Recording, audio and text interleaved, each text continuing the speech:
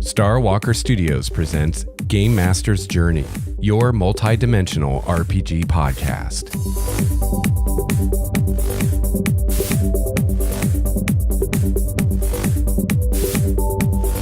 Hello, fellow gamer. Welcome to episode 229 of Game Master's Journey.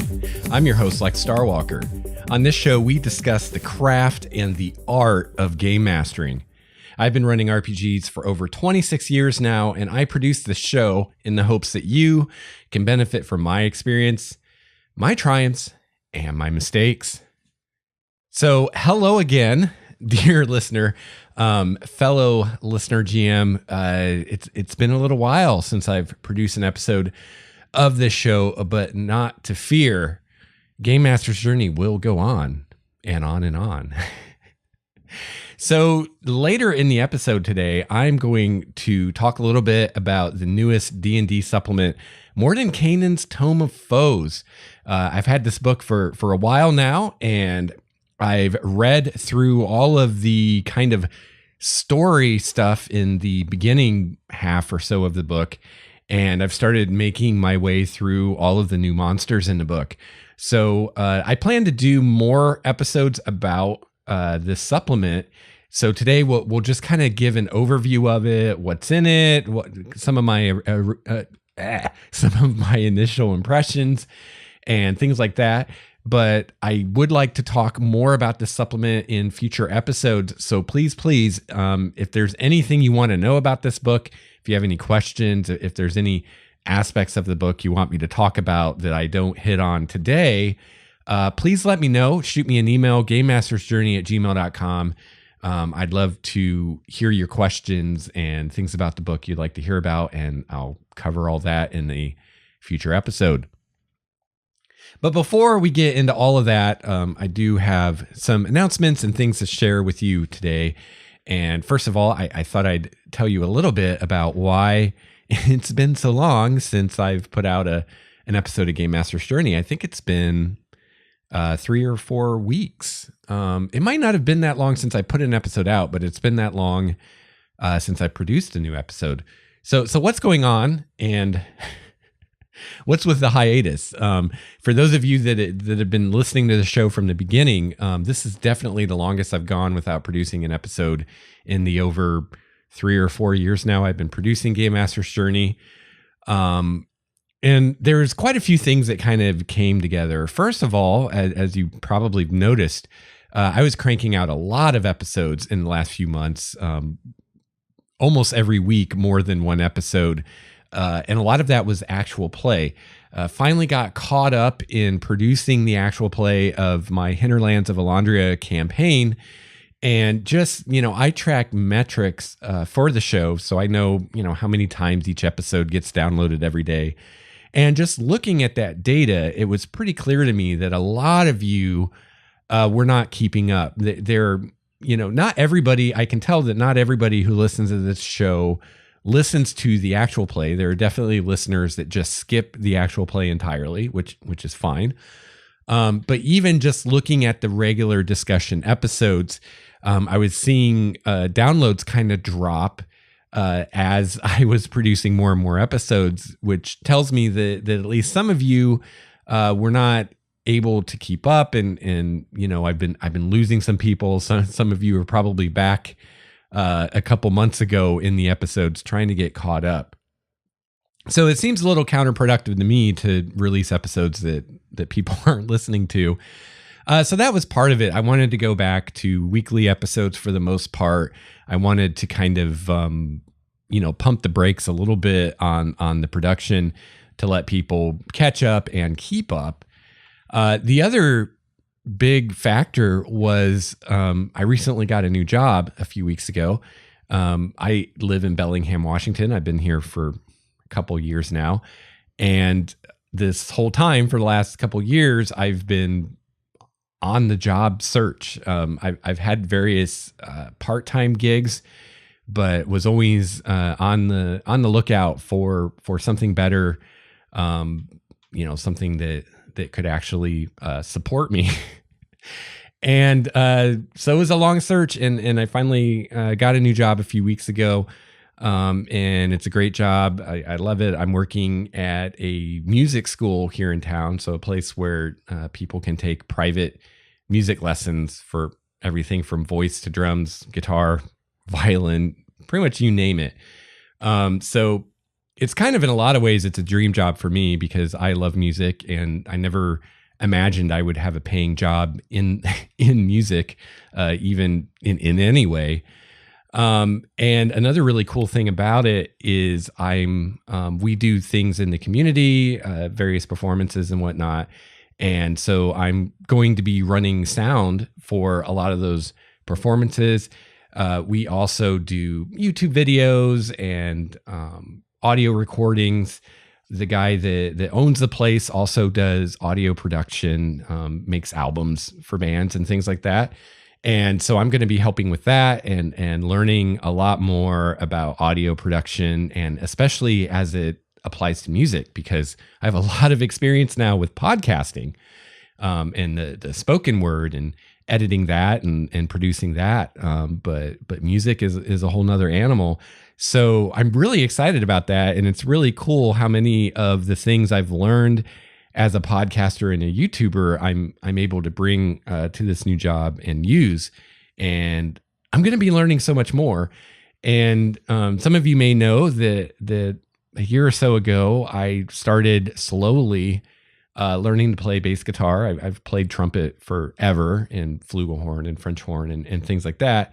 Learned a little guitar here and there, but I've always wanted to learn bass, and got my own bass a year or two ago and started slowly learning. And now I'm finally to the place where I can actually take lessons and learn for real. And I'm hoping to actually bring it into the podcast. So those of you that listen to GM Intrusions may remember that I did a lot more in that show as far as like bumpers and background music and stuff like that. And I don't do that so much with this show. And really a big reason for that is just rights. And it's hard to find good music that you can use in a podcast legally. That's good quality music. That's something I like that I want to have on the show. So I'm excited to be able to produce some of my own music and not have to worry about rights and things like that. Because and you may wonder, there are a lot of podcasts out there that are using music that they shouldn't be using. And, that's their choice. But the problem with that is there's always a chance that the wrong person is going to hear your show, or the right person, depending how you look at it, and realize that you're using music that you don't have the right to use.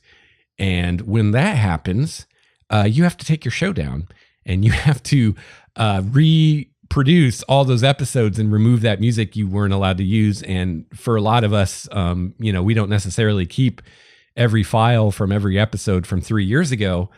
And even if we do, that has a lot of time and work to go back and reproduce those episodes and take the music out and blah, blah, blah, blah, blah. And I know people that this has happened to. And a lot of times it's the end of the podcast because the podcaster just doesn't want to do it. It's too much time, or they can't do it. And they have to take all the old episodes down. And maybe they keep going forward from then on without using, the stolen music. But a lot of times that's kind of the end of the podcast. So I didn't want that to happen with Game Master's Journey. So I avoided that altogether. So that's something I'm excited about. So, that I don't know how soon that will become part of the show, because I am still learning bass, but hope to come up with some of my own little riffs for bumpers and stuff like that, and have some fun with that. So that's what I've been doing. I've been working a lot more and doing a lot of audio stuff for work. So a lot of times I get home and, last thing I want to do is more audio stuff. So that's part of it. Another thing I'll let you know right now while we're just kind of chatting is the Hinterlands of Elandria campaign is on a brief hiatus for the summer. We were having a hard time getting together. A lot of it was me with my new job and some other things going on that I'll mention here in a minute. So it was just getting harder and harder to find the time to play, and more to the point, for me at least, finding the time to prepare for the sessions. And we'd gotten to a point in the campaign where really cool things are starting to happen, and I wanted to do it justice and not kind of half-ass it and come in unprepared and miss the opportunity to run these cool sessions that I'm really looking forward to. So I made the difficult decision to say, hey, you know what? Let's just take the summer off. I'm not the only one, I'm sure, that's busy in the summer or who on a beautiful Tuesday afternoon or evening would rather do something outside as opposed to sit in an 80-degree stuffy studio playing D&D or running D&D. So it's on hiatus, and we'll be coming back either later in the summer or early fall and returning to that campaign. I actually have, I think, 3 episodes of the actual play that I've recorded that we played. They were vignettes that we did after the most recent session that I could release those now. But I was going to wait to release them until we played again because there were some things revealed in those solo vignettes, a lot of new information, and different characters have different pieces of the puzzle. And it would really kind of spoil it for the players to release those episodes and they listen to them and now they know what happened in the other people's vignettes. And it kind of steals the thunder for those players to get to share what they learned with the other characters or the other players. And also I thought it would be kind of silly to release these vignettes that are really leading into the next session. And then you have to wait a month or 2 for the next session. So what I'm probably going to do is just hold on to those. And once we start playing again, I'll release those vignettes leading up to the new sessions. So I don't want to talk a long time about this, but another thing that's also been going on that's kind of been consuming my attention and time lately is I was recently diagnosed with glaucoma, and I've been going to the eye doctor a lot, doing various tests and whatnot. And that's still not over with. So that's been taking time too, and really has been kind of, I don't want to say taking my creative energy, because it's not like it's using creative energy, but just, I don't know. I just, the well has been kind of dry lately. I feel like that's just, I don't know, mentally, emotionally taking a lot of my energy. And when I do have time that I don't have to do something, lately, I kind of feel like doing a lot of nothing and just recharging. So that's part of it too. So because of that and the job and just it being summer and it being beautiful in Bellingham right now, you know, I'm probably going to slow down a little bit on the production of Game Master's Journey as well. So I was originally thinking that I would just take a break, kind of wrap up season 12 of the show and then take a break for the summer, and then resume, you know, with season 13 in the fall. And I still may do that. But right now I'm thinking more that I'll still produce some episodes through the summer. They'll just kind of be when I have time, and so may not be every single week. But as I have time and I have things I want to talk about, I'll put out a new episode. So one thing that I do want to talk about is this new supplement, Mordenkainen's Tome of Foes, which, just to tell you right now, so you're not waiting, I really like this book. I'm really impressed with this book. I think this book and Volo's Guide to Monsters are hands down the best things that have come out for D&D 5th edition since the core 3 books. You know, the adventures are useful to some people in various ways. Some people play them, some people run them, some people just mine them for encounters or items or ideas or whatever. But at least for me, they're not terribly useful, not nearly as useful as a book like Mordenkainen's Tome of Foes or Volo's Guide to Monsters. So I'm really happy with this book, and I'm looking forward to talking about it today. And also, like I said, talking about it more in the future once I know what you want to hear about it. Yeah, so that's basically what I wanted to cover at the top of the show. I also, I have a couple new patrons, so I want to give a shout out and a thank you to Christopher and Vasily. I hope I'm saying your name right. Probably not. But thank you so much for becoming patrons, and I really appreciate it. And also, while I'm thanking people, I want to thank everybody who's left reviews for the show on iTunes and other places. Really appreciate that. And I also want to really thank everybody who's checked out the Trickster's Labyrinth, my D&D adventure, and or Relics of Power, my D&D supplement that I recently published. And you can find those on my website at starwalkerstudios.com/store. And they've been selling well. I'm really happy with how both of the supplements have done. And it's been interesting to me how when I put out Relics of Power, I mean, not only have I been selling Relics of Power, which, makes sense, but I've also been selling more Trickster's Labyrinth since that came out. And for a while I had a bundle where you got a deal getting them both together. And I've had quite a few people take advantage of that. And just people that just bought the Trickster's Labyrinth for whatever reason. So that's cool too. I did post on our community and on our forum. I made a post with some ideas of future supplements I could publish. I also did a survey on SurveyMonkey, I think it is. So, if you're interested in my self-published RPG stuff, check those out and you can weigh in on what you'd like to see me do next. I haven't had a lot of time to work on that stuff lately, but I do have things I want to do. So, if there's something people really want, I will find the time to put it out there, because if people are going to buy it, I will write it. Let me tell you, nothing feels better than to wake up in the morning and have an email saying that someone bought one of my supplements. That's awesome. So thank you again to everyone who's done so. And if you haven't, go check them out. It's the best way you can support this show and what I'm doing. And I really appreciate it.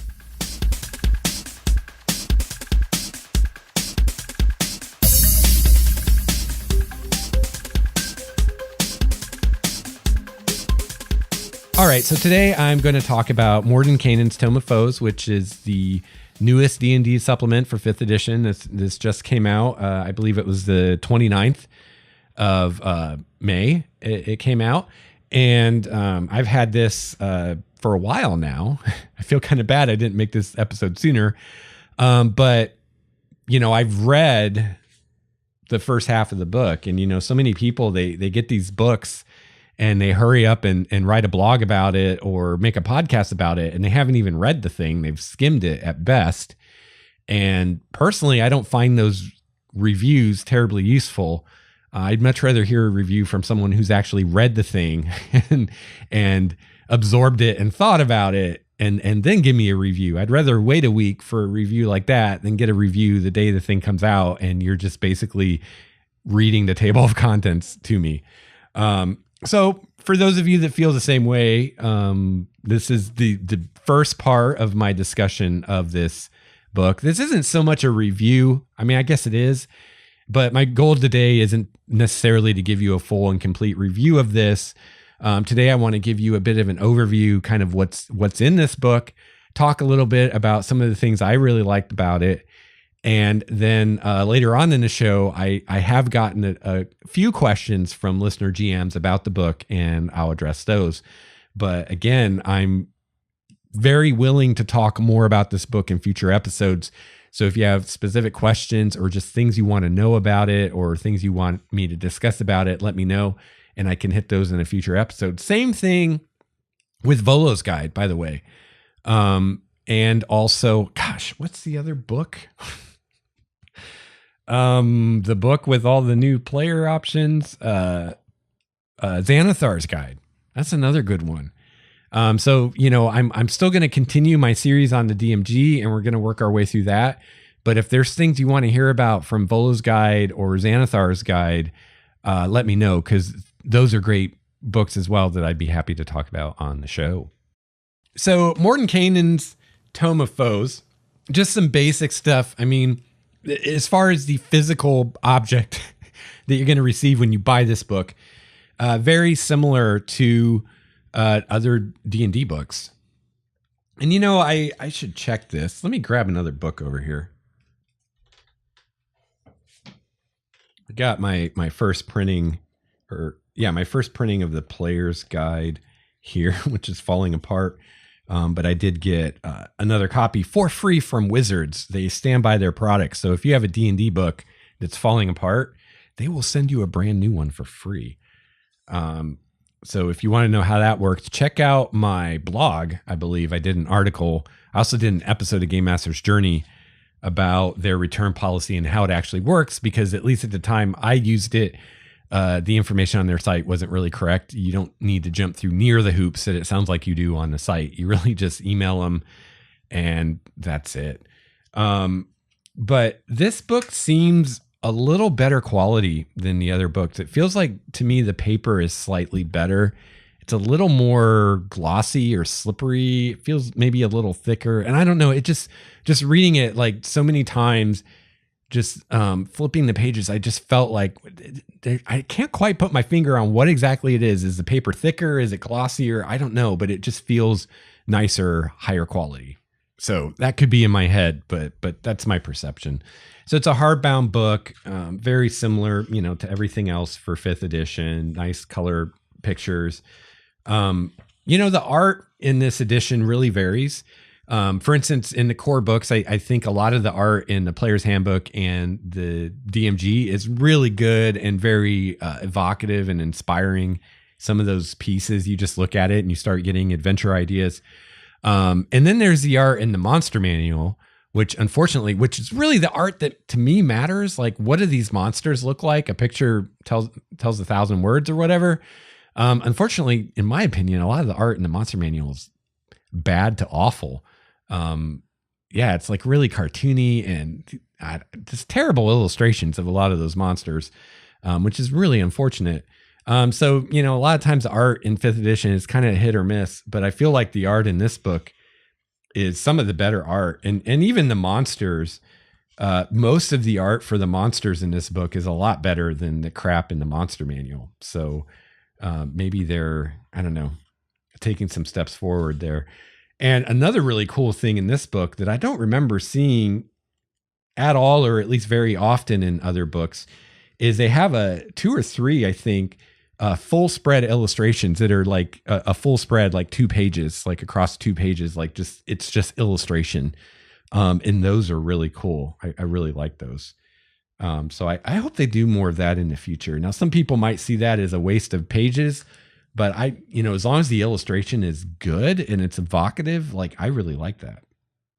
So let's see here. Page count. What do we got here? 256 pages.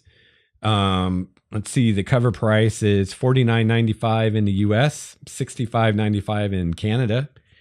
So if you're like me and you live really close to the border and you're in Canada, maybe come here to Bellingham to buy your copy of Mordenkainen's. Of course, you can get it a lot cheaper than that on Amazon. I haven't looked, but I imagine it's probably around $30 on Amazon. It's usually about where these books sit on Amazon. So you can save $20 and just get it on Amazon. And speaking of which, I'll put a referral link for this book in the show notes for this episode at starwalkerstudios.com/Game Master's Journey. So if you do want to get this on Amazon, you can use that link to take you to Amazon, and I'll get a little kickback for whatever you buy. And they don't tell me what you buy, but and I want to thank everyone who uses the referral link. I don't think I've mentioned that on the show for quite a while, and people use it every month. Not a lot of people, but a few, and it really helps. So thank you, especially now that I have these medical bills I didn't have to worry about before. The joys of growing older. So yeah, Mordenkainen's. Where were we?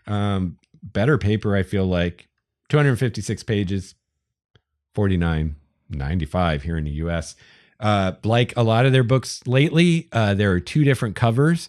There's the cover, that you're going to get if you buy it on like Amazon.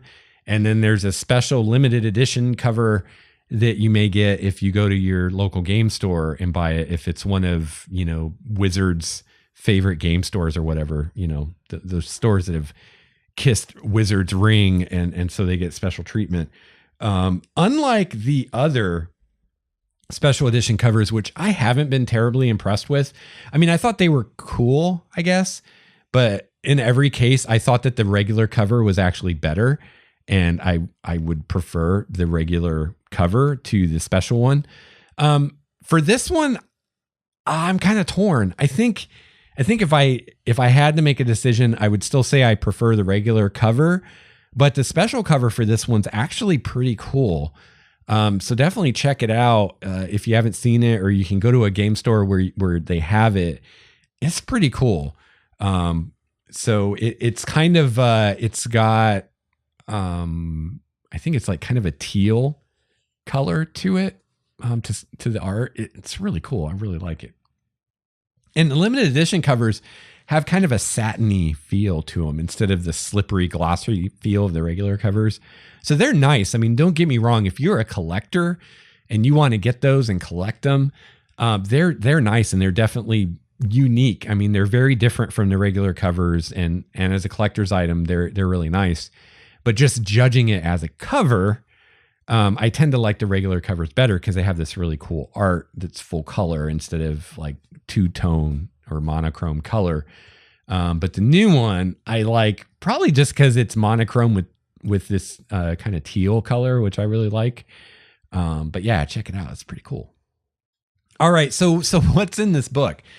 So like a lot of, or really all of the 5th edition books, they're trying to make this something that will appeal to dungeon masters and players. And I think to a degree they've succeeded in that. I mean, there is some stuff in here for players, especially if you play a character of one of the races they talk about. So if you know nothing about the book, it's kind of a half and half book, much like Volo's Guide was, where the first half of the book is lore, story material. And let me just really quickly do that thing that the reviewers do where we just go over the table of contents. But chapter 1 is the Blood War. So that talks a lot about devils and demons, archdevils, demon lords, and the Blood War, which is the eternal conflict between them. Chapter 2 is the elves. So that talks a lot about the origin of the elves, how the drow or the dark elves split away from the rest of the elves, how the elven pantheon came to be, what it's all about, the elven tie to fairy or the Feywild, and things like that. Chapter 3 is about the dwarves and the Duergar. So that talks about the dwarves and the Duergar and their pantheon and their gods and all that. Chapter 4 is the Gith and the Githyanki. So it talks about them. And chapter 5 is halflings and gnomes. So if you play an elf or a dwarf, especially those two, as a player, you'll find a lot of value in those chapters, just in fleshing out your character and understanding elven or dwarven society and deciding, how does your character fit or not fit in that society. It'll be really useful to you. The information on the halflings and gnomes, less so. I think it's very telling that they didn't even get their own chapters. Halflings and gnomes are together in one chapter. I think that's very telling. I've often said that I don't feel like halflings and gnomes are unique enough. They're too similar to one another, and they're each too similar to other races, which is why in my homebrew world of Primordia, I don't use gnomes, because I just feel like everything gnomes cover is redundant with either elves or halflings, except for the whole tinker thing of like their clockwork stuff and all that, which I don't like. And I either don't use it all or definitely underplay, because I'm not really into that steampunk, magipunk, like clockwork stuff in D&D. I mean, if you're into that, that's awesome. Great for you. But me personally, I don't like it. And I don't really want it in my D&D game, which, that's basically the one thing that makes gnomes unique and interesting. So when you're not into that, like, gnomes quickly become pretty pointless. So I think it's interesting that they didn't even get their own chapter each, that they were put together, which to me kind of validates my opinion that they're not as well developed as, like, say, dwarves and elves, and they're not they're not unique enough. There's not enough there about them to really dig into and work with. But if you do play a gnome or halfling, you will find some information about their pantheons and their gods and their society and culture and stuff like that that will be useful to you. Also, in chapter 1 about the Blood War, there's some stuff that will be useful to you if you play a tiefling. There's some more tiefling variant options in there. The Gith Yankee and the Gith Zerai are presented as player character races in here in the chapter on the Gith. So if you want to play one of those guys and your DM's cool with that, that'll be useful to you. But really, other than that, I'd say for the most part for players, this book isn't for you. This is a book for DMs, with the exception of a player who's playing a race that's featured in this book if you really want to dig into that race and learn more about it. But is it worth buying a $50 book for one chapter? Probably not. I mean, your mileage may vary.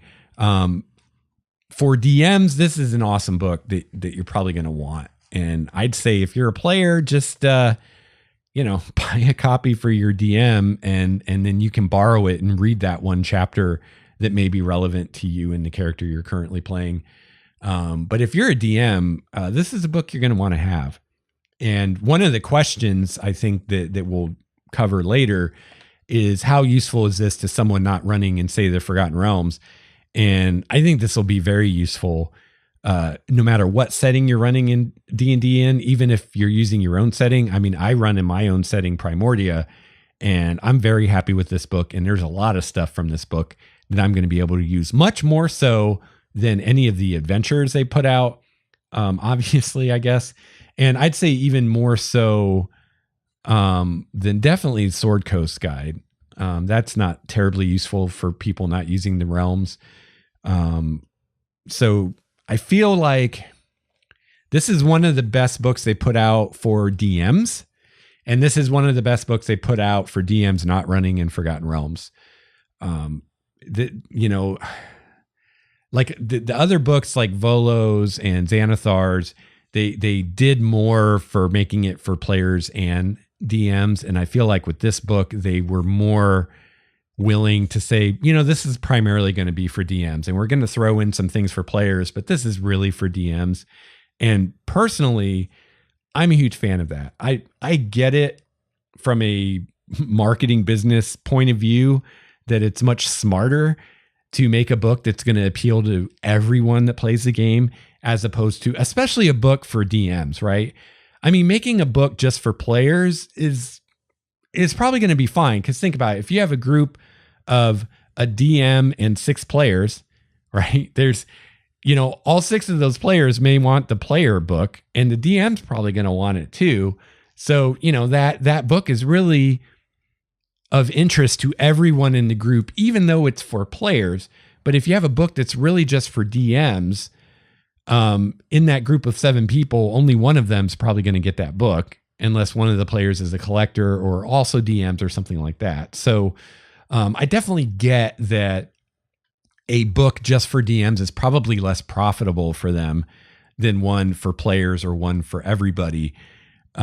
Which is why I'm even more grateful that they put out a book like this that has so much for DMs, because, well, I'm a DM and I like books for DMs. And I like this. Like, if every book was like this, as far as the amount of DM and player material, I think this for me hits a sweet spot, because there's some stuff for players in here, but it's not enough where a player feels like they have to buy this book. It's very possible for your DM to have this book and just let the players know about the additional options in this book that they might have access to. Like, for instance, the Tiefling variants, or if they want to play some kind of Gith character, or like a Darrow or a Duergar or something like that. And there's some new Elven subraces in here. If you remember, they did an Unearthed Arcana about where they did more with the Eladrin, and they had different subraces of Eladrin based on the season. Those are in here in a finished form. So there's definitely stuff for players, but there's not so much that a player feels like they have to buy this. You could definitely have your DM just say, hey, here's your additional options from this book that you can use.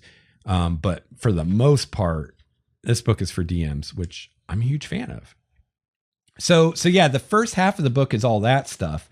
And then the second half of the book is new monsters, over 100 new monsters, they say. I haven't counted them, so we'll just take them on their word for that. And that's the book. So we've got the first 5 chapters, which is kind of lore stuff. Chapter 1, the Blood War, Demons and Devils. Chapter 2, Elves. Chapter 3, Dwarves and Duergar. Chapter 4, the Gith and their endless war. Chapter 5, Gnomes and Halflings. And then we have the Bestiary. Then at the very back, we have our appendix, and we have our monster list. So we've got stat blocks by creature type.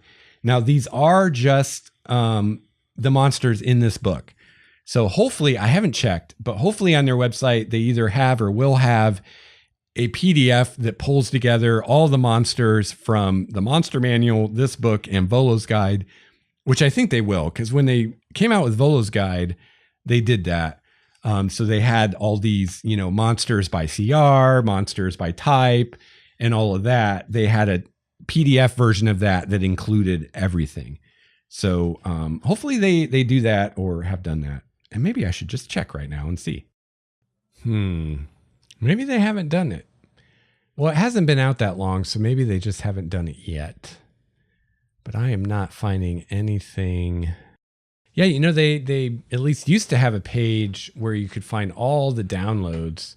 You could find the basic rules, they do PDFs to go with the various adventures and all of that. And I just cannot, if it's here, I cannot find it. You used to be able to find it in the page navigation. If you found it, if they did put out a PDF where they have, monsters by CR, monster by type, monster by environment, and it compiles everything from the Monster Manual, Volo's Guide, and Mordenkainen's, let me know, because I've been looking all over their site and I can't find it. If they did put such a thing out, they are definitely not making it easy to find. So let me know if you found it, because that's a good resource to have. But anyway, moving on.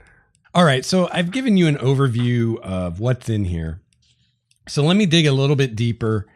And again, I don't want to do a full review today because I really want to focus on what you want me to focus on.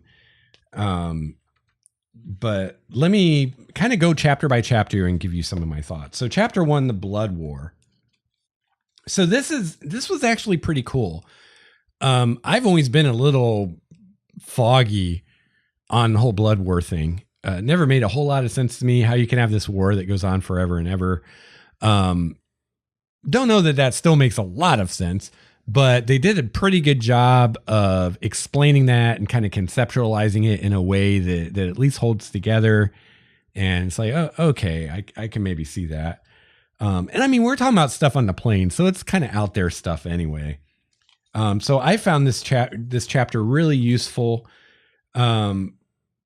And definitely, if I were going to run an adventure where the player characters went to the Abyss or the Nine Hells, there's definitely some more kind of information on what those places are like that would definitely be helpful in figuring out how I'm going to present those planes to the players or planes similar. Maybe as a DM, you don't use the Abyss or the Nine Hells. Maybe you have your own planes. But chances are good that if you do, you have something that's kind of like the Abyss or something that's kind of like the Nine Hells. And if you don't, you might want to. And if so, this chapter will help you out with that, giving you kind of some more information and more kind of like what it's like to be there kind of stuff. They go into devils and demons, each kind of talk about how they look at things, how they kind of what their goals are, and also each of their motivations for fighting the Blood War. Why are the devils fighting the demons all the time? And why are the demons fighting the devils all the time? And actually, one thing I really liked about this is I really like, in my games, I really like exploring shades of gray when it comes to morality. I'm not a huge fan of alignment as far as something to constrain players as how they play their characters. I think it's useful for DMs as a shorthand to kind of get at how this particular character or monster might look at the world or how their morality might work. But when it comes to a player character or even a well-developed NPC, I find that you can create much more realistic and interesting characters if you kind of ignore alignment, or at least don't let it constrain you as far as, oh, my character's lawful good, so I have to act this way, because real people don't have alignments. So I really enjoy challenging the preconceptions of the players and doing different things and presenting a world where you can make assumptions, but they may not be right, so I like a world where not every orc is chaotic evil or whatever, or not every red dragon has the same personality. And, just because a dragon's golden color doesn't mean it's good, kind of thing. So I found this really interesting and helpful in the way, especially that it presents devils as opposed to demons, and kind of how they're different. Demons are chaotic evil. Devils are lawful evil. And, those are two creatures, by the way, where I do kind of do the stock alignment, like every demon is chaotic evil, every devil is lawful evil. Because for those particular creatures, that makes sense, because demons are created from the chaos of the abyss. They are creatures of chaos. Even their forms, what they look like, are chaotic. And one thing that this makes very clear, which I'm not sure that I totally understood before, is that the demons that we see in, like, say, the monster manual, like a Glaberzu, that's just like a tiny sample of the kinds of demons that are out there. There are millions of types of demons, because, even like, say, a Glaberzu, not every Glaberzu is going to look the same. Like every monster in the monster manual, the Glaberzu in there is just what one Glaberzu might look like the quote average Glaberzu. But even more so with other monsters, with demons, every Glaberzu could be very different, could have a different number of arms, or maybe one, instead of having pinchers, has something else, or whatever. Because the way demons are created is they're not created by gods or by some force that has some kind of plan for what this creature is going to do. They're just created out of chaos of the abyss. So their forms are chaotic, which is really cool. So it makes sense that they all be chaotic evil. And the same way with the devils, how much the lawful evil alignment is part of their psyche and how they approach the world. To me, that makes sense more so than it does, for instance, with a dragon, saying every red dragon is going to be chaotic evil, for instance. To me, that doesn't really make any sense. But for devils and demons, yeah, okay, that makes sense to me. And the thing I found really interesting was about the devils specifically, and how the lawful part of their lawful evil alignment comes into play, and how they're still evil. I mean, they're definitely evil, but they're a very different kind of evil than a demon. A demon is like, if you, like me, watch Supernatural, it's a great illustration of this. In the show Supernatural, there are monsters they encounter and demons they encounter, for instance, that are they're just evil. They're just out to destroy and kill and cause pain and suffering and create chaos in the world. And that's all they really care about. And so that kind of a monster you approach very differently than something more like a devil, where it's like, yeah, it's evil, but it's more of a cunning, intelligent evil that has like this ultimate goal or objective that it's trying to achieve. And it's not just being, doing things just to be evil. And, like, for instance, in the show Supernatural, there are times that they kind of team up with certain monsters who are still evil. But they're more like the lawful evil, where it's like, yeah, this guy's evil. Like, for instance, the demon Crowley in the show, it's like, he's totally evil. And there's never really a point where he stops being evil, but he's more like the lawful evil, which means you can work with the guy. If there happens to be a time where you have the same goal or you have the same enemy, you can work with a devil and trust that they will keep their word, for instance, within certain parameters, in a way that you can't with a demon. I mean, a demon, it can't overcome its nature of chaos and evil. And the only way you can work with a demon is through power, through enforcing your will on it, and through fear and your ability to control it, forcing it to do what you want. Where with a devil, you can come to an arrangement, you can make a deal, or you can agree, we both want the same thing here, so we'll work together. And to a certain point, you can trust that devil in a way that you couldn't with a demon. And this book really does a great job of explaining that and showcasing that and showing how that works and showing how that is really a huge difference. Even though both of these creature types are very evil, they're evil in very different ways. In the way that, for instance, player characters who are, say, good or neutral are going to be able to interact with demons and devils are going to be very different. And it was really cool. And it also made the whole blood war thing make a lot more sense to me, because it's like, yeah, they're both evil, but they're so different when it comes to the lawful versus chaotic that, yeah, it's easy to understand how they could never get along and how each one kind of represents what the other one despises and why they're constantly trying to destroy each other. It's really cool. And one thing that was really cool is, I imagine demons don't probably think about or worry about, do I consider myself good or evil? But devils are very much a manifestation of that truth that, like in the real world, very few, if any, people think of themselves as evil. Even the most evil villains in the real world, in their own minds, they think that they're good or okay, or at least they don't think that they're evil, right? They're just, pursuing their agenda or doing what they think is right or pursuing self-interest or whatever. No one considers themselves the villain of the story, right? Even the villain doesn't consider himself the villain of the story. And that's very true of devils. And, it's really interesting. They were talking about how the devils see themselves as kind of like the guardians of reality.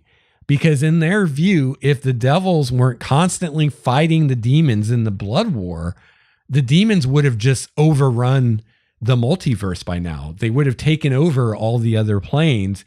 And it's really the devils, not angels or anything like that are keeping the demons in check and keeping them in the abyss and keeping them from spreading everywhere.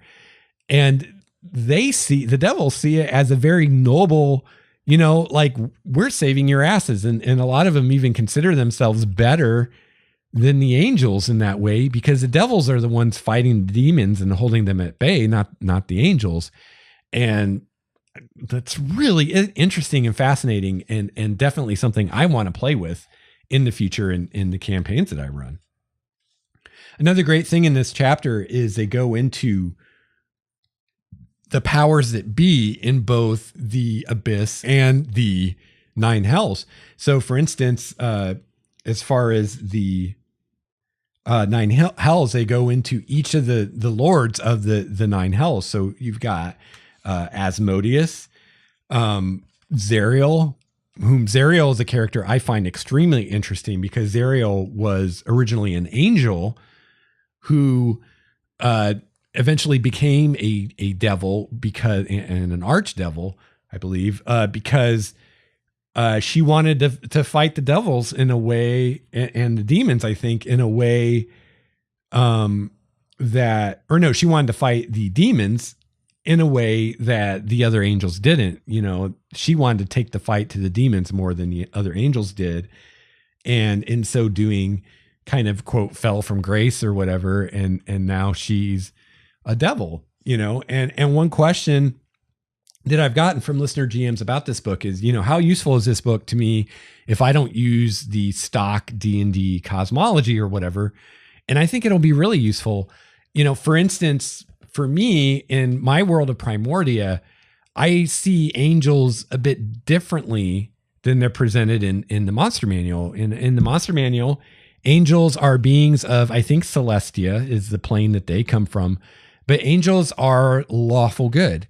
They are lawful good entities. Every angel is lawful good, just like every demon is chaotic evil. And even if an angel is serving, like, say, a chaotic good god, the angel is still lawful good. And this is explained in the Monster Manual why that is, and that may or may not make more or less sense to you.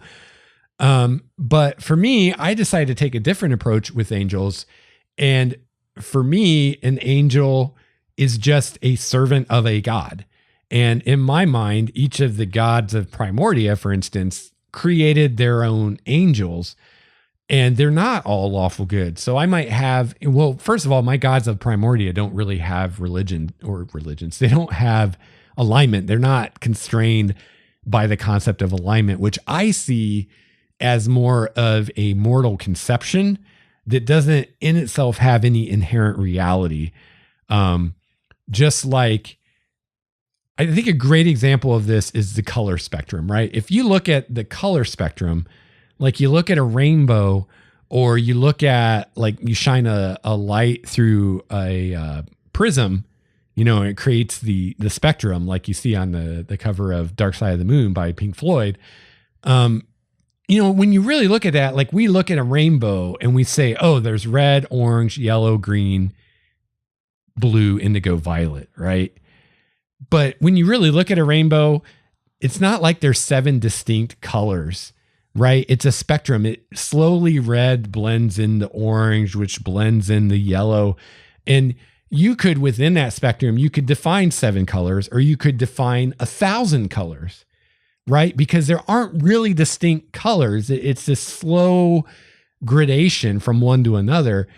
And I look at kind of alignment the same way, or morality, or whatever. So, in stock D&D, there's this idea that the 9 alignments are like cosmic forces, which is why we have planes that represent the different alignments. And, this plane is lawful good, and only lawful good things live here. And the abyss is chaotic evil. Like, the plane itself has the alignment of chaotic evil and represents this cosmic force that is chaotic evil.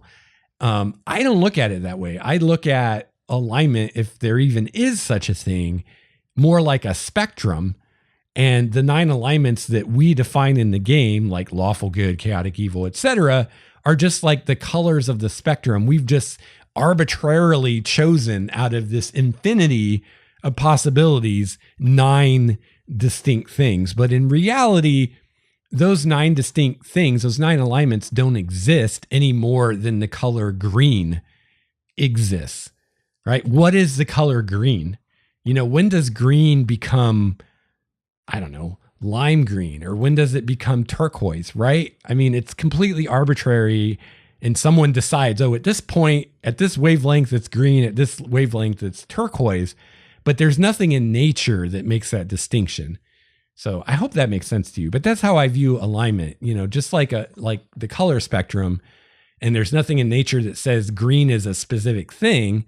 The same thing with alignment. There's this spectrum of ways people could behave, but there's nothing in nature or in the universe that says lawful good is something specific. That's just a human construction or a human perception. So for instance, with the angels, different angels created by different gods could be very different. And we might say that this angel created by this god is closest to the lawful good alignment, but this other angel created by another god, or even the same god for a different purpose, might be more neutral good, or chaotic good, or lawful neutral, or whatever. And I even have angels that are evil. So there's this idea that an angel that becomes evil is no longer an angel, like Zariel is a perfect example. When she became, quote, evil, she's not an angel anymore. She's not even a celestial anymore. Now she's a fiend, and she's a devil. And to me, that doesn't make sense. Now, if you're talking about something was done to this creature that changed them, like there's an awesome discussion in the chapter of elves about the Raven Queen, which I've always been I didn't play 4th edition, which I think is when the Raven Queen was conceptualized. So I don't know a lot about the Raven Queen beyond what's been said about her in 5th edition, but I've always been kind of fascinated with her and thought she was interesting. And after reading about her in Mordenkainen's Tome of Foes in the elf chapter, they talk about how the Raven Queen came to be, or at least one idea or story or legend about how she came to be, I found really fascinating and interesting. And the Raven Queen was a being who started out as something very different. She was actually, if I remember right, she was an elf, one of the primal elves. And through this extremely powerful magical ritual that went awry, was kind of taken apart and put back together into a different entity. And she's no longer a primal elf. Now then later she became a god. So something like that, it makes sense if something like that happened to an angel and now they're a devil or a demon or something like that. But an angel changing their creature type just because they change their alignment doesn't make any sense to me. It'd be like, you make your lawful good paladin character who's a human and he falls to evil and becomes chaotic evil. And now suddenly he's an orc instead of a human just because he changed his alignment. Like that just doesn't make sense to me. I don't like that. It just is built upon a whole worldview that I don't subscribe to, and personally I think is really simplistic. And I like more complexity in my games. I love my favorite situations in a game like D&D is when the players are arguing about what the quote right thing to do is or what the best thing to do is. And these are the moments that I tend to remember as a GM. For instance, when I was running the Tyranny of Dragons campaign, there was an NPC who was a green dragon, and I'm pretty sure it was a character in the published adventure. It wasn't a character I created. But I really tried to role play that green dragon to the hilt. And instead of it just trying to kill the player characters and just being a monster, a bag of hit points for them to fight, it wanted to make a deal. And it made a very compelling argument and a very compelling offer that led to the actual players at the table having very different opinions. Some of the players thought we should take this deal with this green dragon. This is too good to pass up. Some of the players thought we should not take this deal with the green dragon because even though it seems like a good deal and it seems like it'd be okay, it's a green dragon. We can't trust it. There's, it's going to betray us or something bad is going to come out of this and we just shouldn't take the deal. And then I think there were other players that were kind of in the middle and weren't sure. And they debated this almost endlessly. And it was great. I loved it, because it wasn't just the dragon's evil, we reject its plan and we kill it. They were actually thinking, they were actually engaging with the dragon in the setting and not thinking that everything's black and white, color by numbers defined for you, but that just like the real world, there's complexity and not everything is what it seems. And, not everything can easily be put into a box or a category. And I just really enjoy that. And I think there's a lot of that in this information about the Blood War that we get here. So Zariel, Dissipator is another one of the rulers of the Hells. Mammon, Levistus, Glacia, Balzabul, and who knows how you say some of these words. Mephistopheles, which unlike some of the others is an actual real name. Actually, they all may be, and I'm just not familiar with the mythology that they come from. A lot of these weird things you find in D&D actually come from real world stuff, real world stories.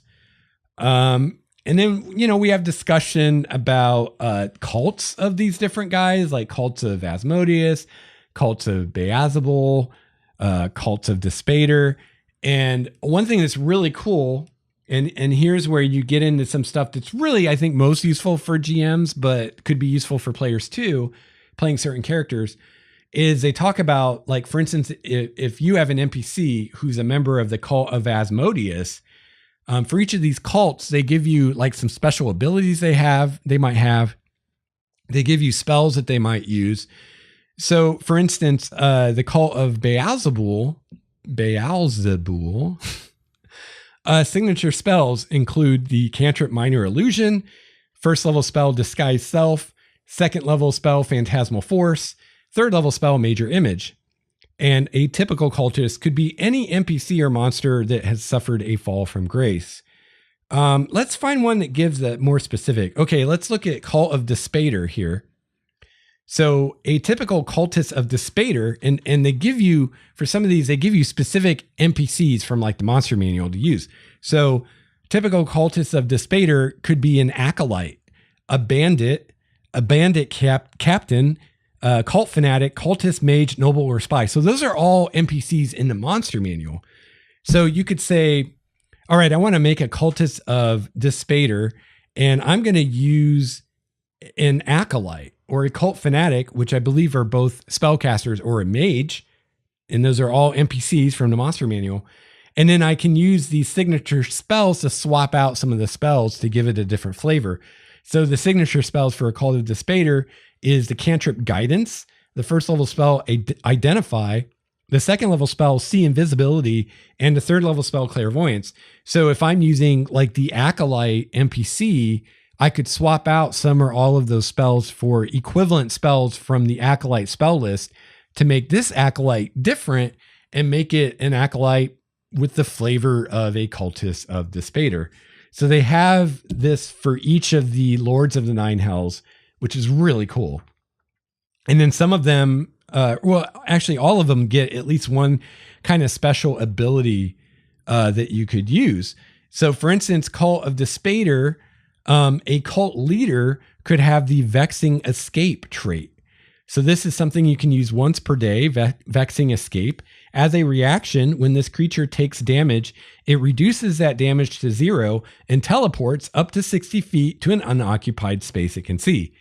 So that's just, if you have someone, an NPC that's going to be a leader of a Cult of Despater, you can just give them that ability, and it gives them something cool that they can do that they wouldn't be able to do otherwise. And it doesn't affect their CR or anything like that. So you don't have to worry about that. Really cool stuff. So yeah, we got Cult of Fierna, Geryon, Glacia, Levistus, Mammon, Mephistopheles, Zerial. Mephistopheles is a really cool devil prince or archdevil or whatever they call him, because he's all about magical research. So, another great thing about this book is it's not like just, here's some cool information about the Abyss and the Nine Hells, but also within that, if you look for it and if you let yourself be inspired by it, there are lots of ideas of how you could bring this into your campaign. So for instance, if I want the player characters to go to the Nine Hells and maybe, deal with Mephistopheles either directly or indirectly, well, if I got a wizard in the party, it's easy, because Mephistopheles is all about collecting arcane lore.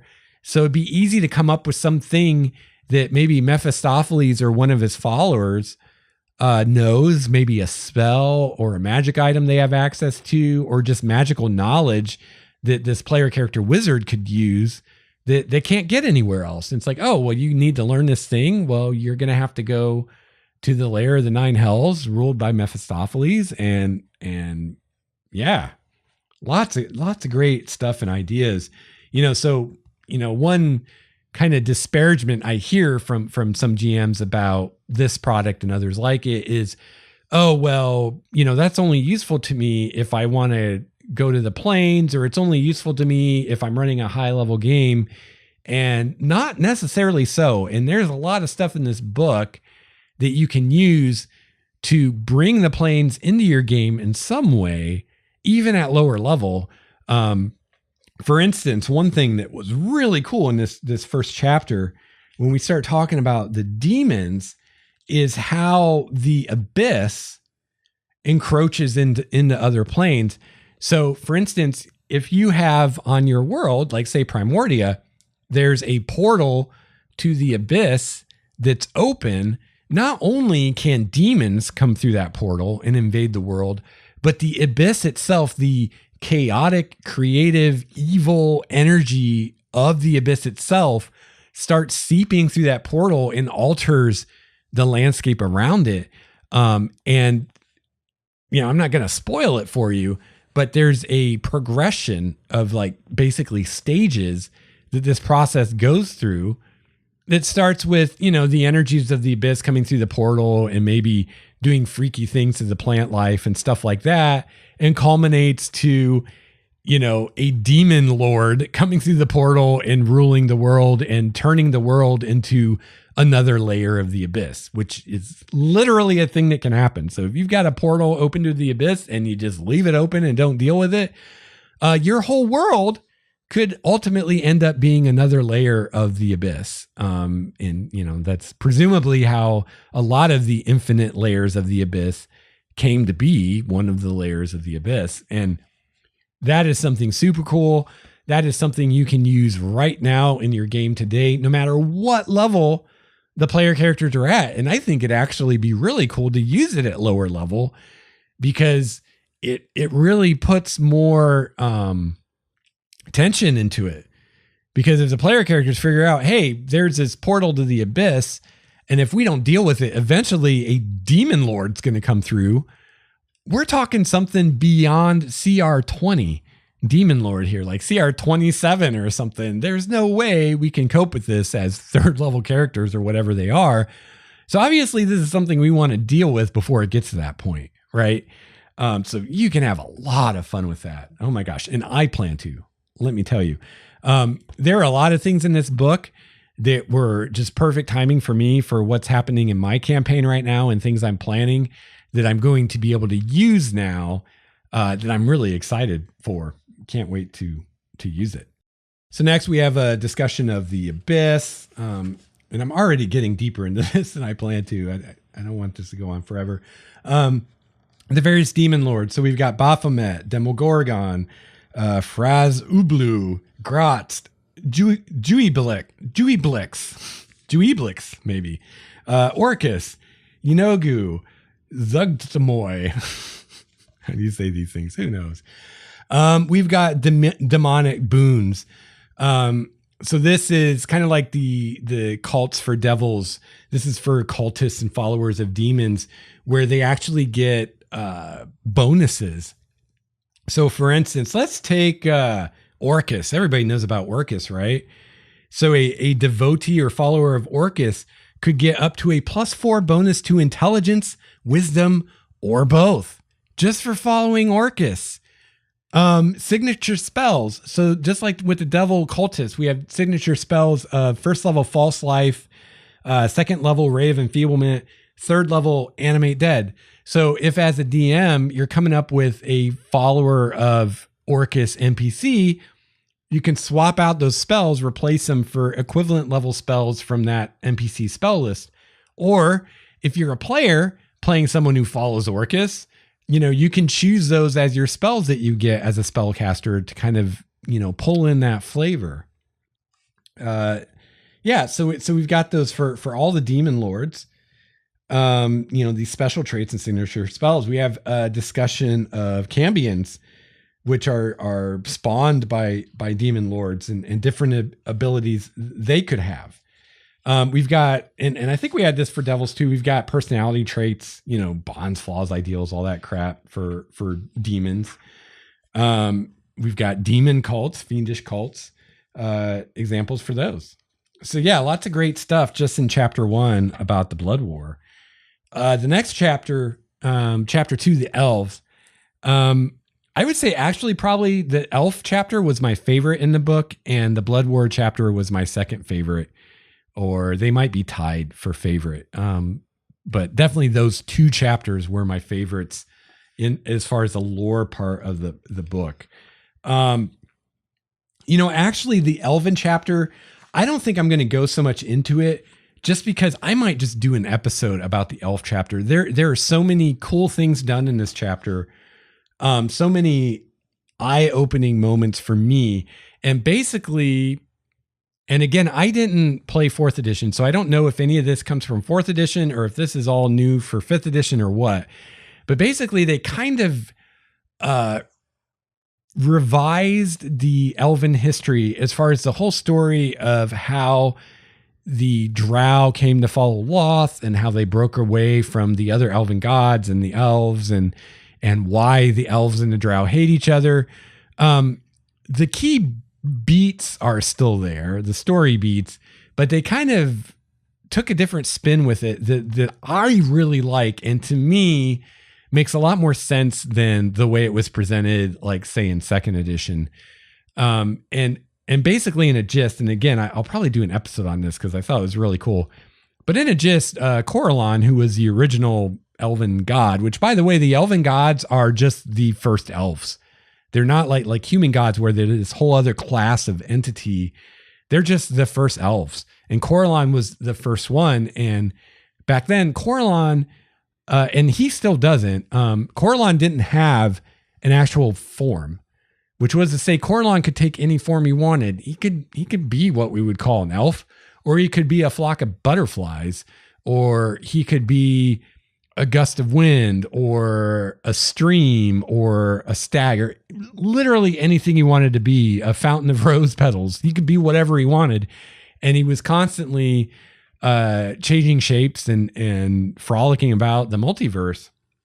And basically what happened was, I believe it was when he was fighting Grumsh, he was injured and he bled, and where his blood fell, the first elves rose up, and they were beings just like him. They were mutable. They didn't have a fixed form. And Loth, which one thing that's interesting is in the previous version of this tale from like 2nd edition, Loth was known as, I think it was a Roshni, when she was part of the Seldarin, and was only called Loth when she broke away from the elven gods and became a Tanari or a demon. But in this, she's called Loth from the very beginning, which is kind of interesting. But anyway, the entity that later becomes Loth, whether you call her a Roshni or Loth at this point, was one of these primal elves, these first elves that spawned from the blood of Corellon. And she had this idea of, we can give up our mutable forms and take a fixed shape. And in exchange for that, we can have a greater destiny and have more power and all this stuff. And she basically convinced a lot of the other elves to go along with her. And so this is how elves took the form that they have now, and is also what ultimately resulted in the Drow and Loth splitting away. So really cool, and really explains the elven tie-in with fairy or the Feywild, and how that makes sense, and how that ties into Arvindor and all that good stuff. So I think they did a really good job of kind of bringing that all together, kind of revising it and making it not just making it make more sense, but making it more evocative and inspiring, and something you can use to base stories on, and something you can use to inform how you play your elf player character or your elf NPCs. Really cool stuff. They have kind of a new way of looking at the reverie, which is the elven meditation that they do instead of sleeping. They do come out and say that elves can sleep and they can dream just like humans do. And indeed, that's what the Drow do. The Drow don't actually use reverie like the surface elves do. And there's an explanation for that. It's part of their breaking away from the other elves. And it goes into more detail, like how reverie works, and also, which was something I haven't seen before. And I read the 2nd edition complete book of elves cover to cover numerous times. They go into how reverie actually changes as an elf goes through their different life stages. So what they experience in reverie as like a pre-adolescent or an adolescent is very different than what a middle-aged elf experiences, and is very different than what an old elf experiences. And indeed, it's those differences in what's occurring in the reverie that really defines the stages of life for an elf. So like a human, you become an adolescent when you hit puberty, right? And, if you're a guy, your voice changes and all that good stuff. But for an elf, it's all about what's happening during their reverie while they're meditating, what they're experiencing. And when that changes, that's when the elf is now an adolescent, or the elf is now an adult, or the elf is now, in their twilight years or whatever. And they tie it into the whole story of Corlon and the origin of the elves. And it's fantastic. And again, I would really like to do an episode just about that. So if you're interested in that, let me know. Because I don't want to do it if no one else cares. But I found this stuff about the elves really fascinating. I've always really liked the elves. And I think now they make more sense. There's more internal consistency as far as the elves and their pantheon and how they interact in their history and why elves are the way they are. Why are there so many different types of elves? It all makes so much more sense now. And even things like the Averial or the winged elves, or in Primordia, I call them wind elves, make a lot more sense now than they did before. We have discussion of Arvindor, Evermeet, the Eladrin, Fairy or the Feywild, the Drow, the Dark Seldarin, which are the Drow pantheon, the Drow gods, the regular elven gods. And there are gods here that I don't recognize, that I don't know if they come from Greyhawk or maybe some other setting, but they're not elven deities I recognize from, the complete Book of Elves, from previous editions of D&D, from Forgotten Realms, stuff like that, which is really cool. I was really glad to see some Drow elf and regular elf deities that were new to me. I'm not sure where they came from. And I feel like this is a total bonus, something I did not know was going to be in here, did not expect. We have this section on the Raven Queen and the Shadar Kai. And the Shadar Kai are yet another elven subrace that, kind of like how the Eladrin are still living in the Feywild or Fairy, the Shadar Kai live in the Shadowlands or the Shadow Plane or the Shadowfell, whatever you want to call it. And their fate, their destiny, their origin is tied to the Raven Queen and how she came to be. Really, really cool stuff. I mean, to the point that for me, it's not so much anymore a question of, will I use the Raven Queen in Primordia? It's a question of, how am I going to use the Raven Queen in Primordia, and how am I going to bring her into the setting? Because as of now, she's not a thing in Primordia, but I want her to be, because she's hands down, I think, the coolest deity I've seen in D&D. And she's really fascinating. And I really love how they give you some ideas and a framework, and they give you her history of how she came to be what she is and where she is. But as far as exactly what she is, what her agenda is, what she's all about, that's all kind of left up to you to decide as a DM, which I love. This is something that White Wolf was very good in doing in their games like Vampire the Masquerade and Changeling the Dreaming, where they would give you enough of a framework to get your creative juices going, give you ideas, get your brain going, but they left a lot undefined so that you could do your own thing with it. So that, for instance, in Vampire, they had the Antediluvians, which were the original vampires that were super powerful. And they never came down and said for sure how they came to be or what they were about or any of that. And it was up to the storyteller or the GM to decide that, so that you could have two vampire campaigns run by two different GMs that have a very different idea on what the Antediluvians are, what their place is, what their purpose is in the story.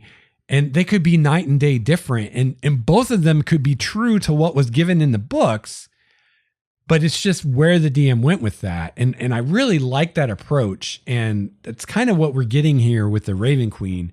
And I really dig it. And I'm really inspired to have my own spin on the Raven Queen and how she came to be and what she's all about. We then have the Eladrin subraces I mentioned for the 4 seasons. We've got Sea Elves. So if you want to play a Sea Elf for some reason, that's in here. The Shadar Kai. We've got an Elven Trinkets table, which is pretty cool. And we've got adventure story hooks for non-drow elves and drow elves, as far as how and why did your character become an adventurer? Because adventuring is, at least for the surface elves, is a fairly common thing at a certain stage in their life, but beyond that isn't common. So especially if you're playing an elf who isn't in that stage of life, who's maybe older, you know, you need a good reason that you're an adventurer when most elves at that point would not be. And that gives you some help. So yeah, I would love to do an episode just on chapter 2 about the elves. So let me know if you'd like to hear that. Chapter 3, Dwarves and Duergar. You know, I have to say, I feel like I would have enjoyed this chapter more if I would have read it before the elf chapter. But honestly, the story of the dwarves and the Duergar has a lot of the same beats as the story of the elves and the drow. Honestly, it's almost like a different version of the same thing. And I just found the elven version a lot more inspired and inspiring and interesting. And the dwarven version was like the Kmart version of the same thing. It's like, this is kind of the same thing, but not as good, not as interesting. So yeah, I don't have a whole lot to say about the dwarven stuff. I mean, if you play a dwarf, which I play a dwarf, my player character right now is a dwarf. You will definitely find some insight here, in especially on how dwarves interact together, how they interact as a society. Some of this stuff I'm really curious if this is new, because I've never heard it before. But in fairness, I've never read a whole lot about dwarves in D&D. Not like I have elves. But for instance, this idea that dwarves don't experience emotions the same way as, for instance, humans do. Like they talk about how like dwarves see their children as more like their greatest creation. So it's like, I mean, I guess dwarf parents love their kids, whatever that means. But they just have a different perspective than like a human would, where they see, because dwarves are all about creating things. They're all about crafting, you know, whether it's crafting arms or armor or whatever, or clocks or whatever a given dwarf makes. Like that's kind of the center of a dwarf's existence, is creating things. And so they see their children as like their greatest creations. And that's kind of how they approach them emotionally, which for a dwarf, you know, makes sense and probably results in a dwarf treating their kid much like a human would, but just their mindset is very different. So that was interesting. I'm wondering, has that always been a thing, or is that something new? I don't know, but that was kind of interesting. And how like they talked about how like a dwarven couple doesn't really have like romantic love like humans would. They're more like partners and stuff like that. So I thought that was interesting. I don't know how much I really buy it. I don't know how much, like if I'm playing a dwarf, or if as a GM I'm representing dwarves as a people, I don't know that I'd really go that way, because I don't know honestly if it really makes sense. I mean, given this is fantasy, given these, you know, the idea is these creatures were created by gods, like the dwarves were created by Morden, the elves were created by Corellon. So they didn't evolve like humans evolved in real life, but still, it's hard for me to step that far from reality, you know, because, you know, there's very obvious reasons why humans have romantic love and why we love our children. Very clear evolutionary reasons involving the survival and propagation of the species, where that makes sense. And it's hard to imagine in a real world like ours, how the dwarven thought pattern could evolve and be successful where they don't see their mates and their children that way. But again, it's kind of apples and oranges, because the idea is, well, they were created by Morden in Morden's image kind of thing. So that's why they are the way they are. But would they really have survived as long as they do?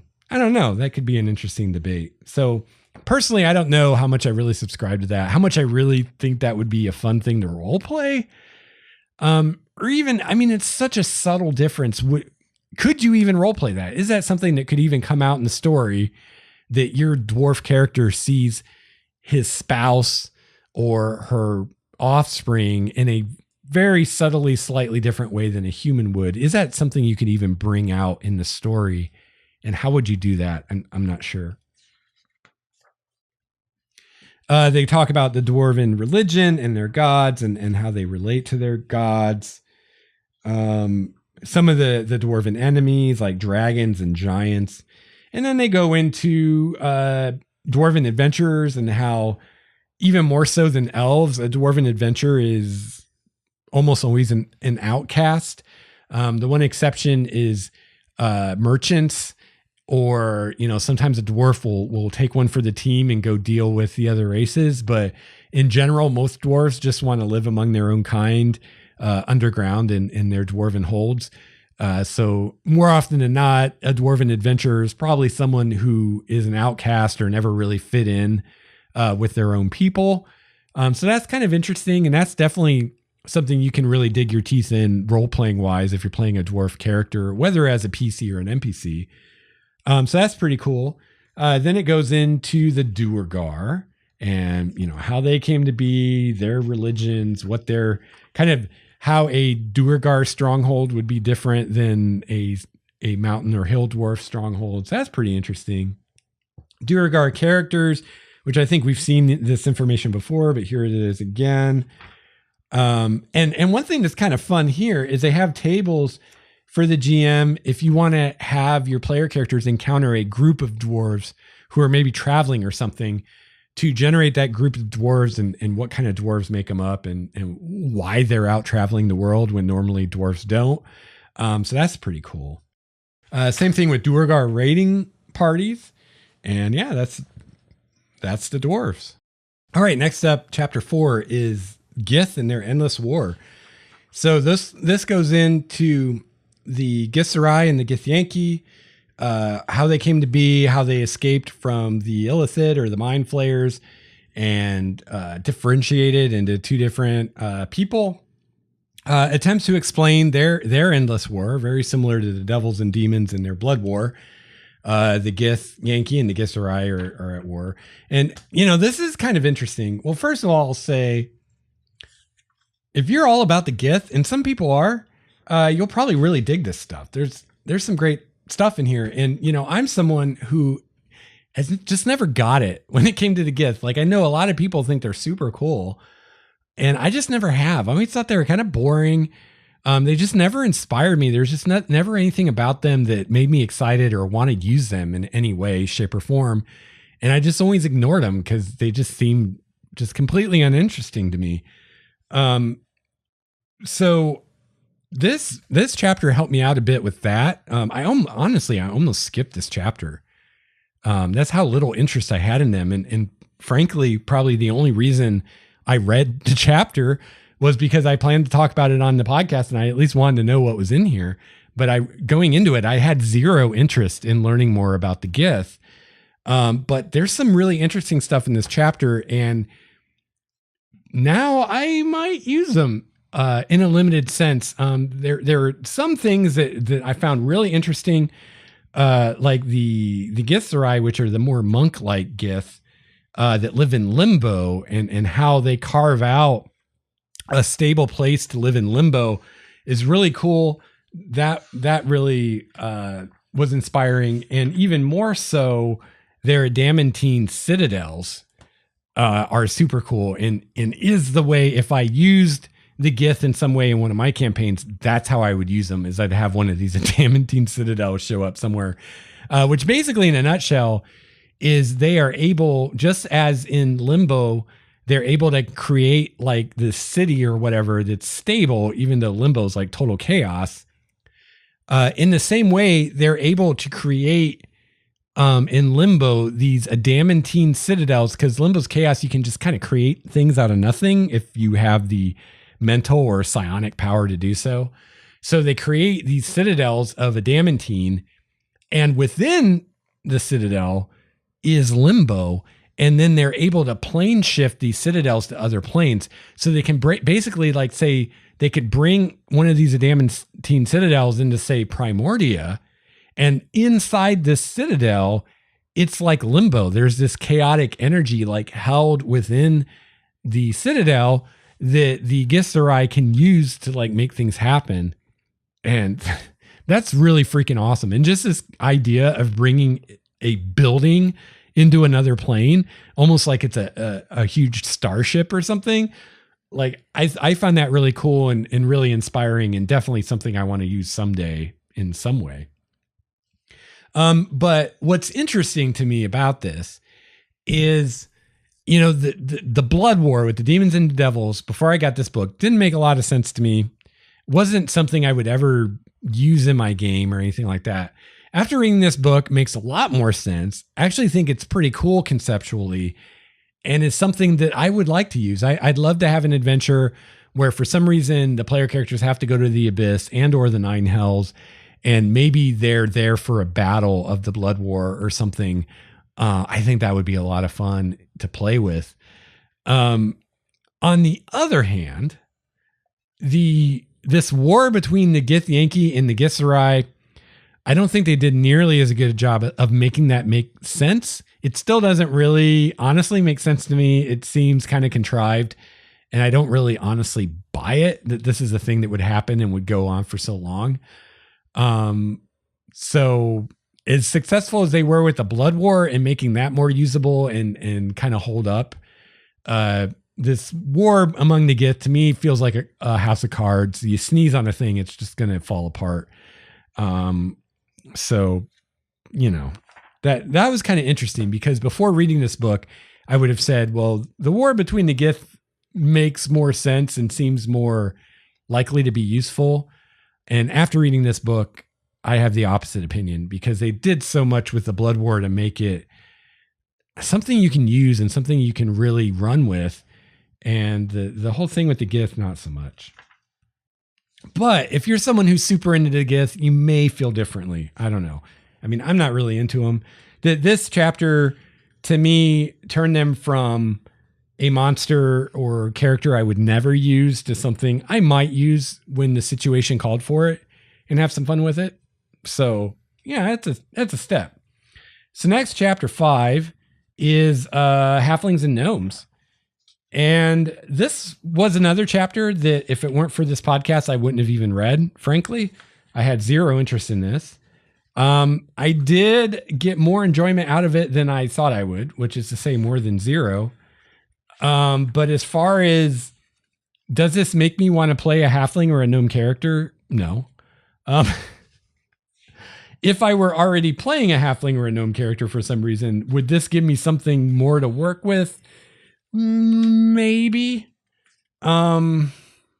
Maybe. I don't know. I feel like definitely I felt like the halflings were the stronger part of this chapter than the gnomes. But honestly, the halflings, the stuff given, it's just more of the same, really.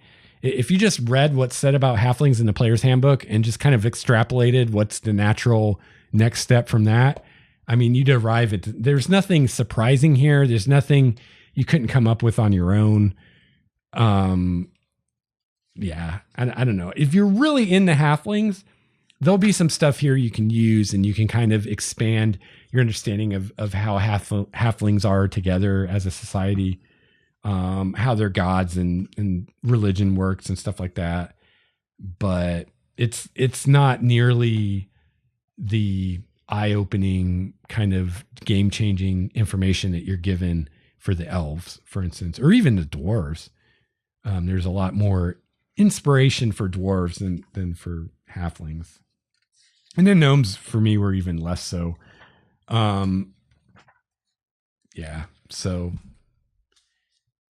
for me, actually, the most useful thing, as far as something I might use in some shape or form from this chapter, was some of the halfling and gnome gods were kind of amusing.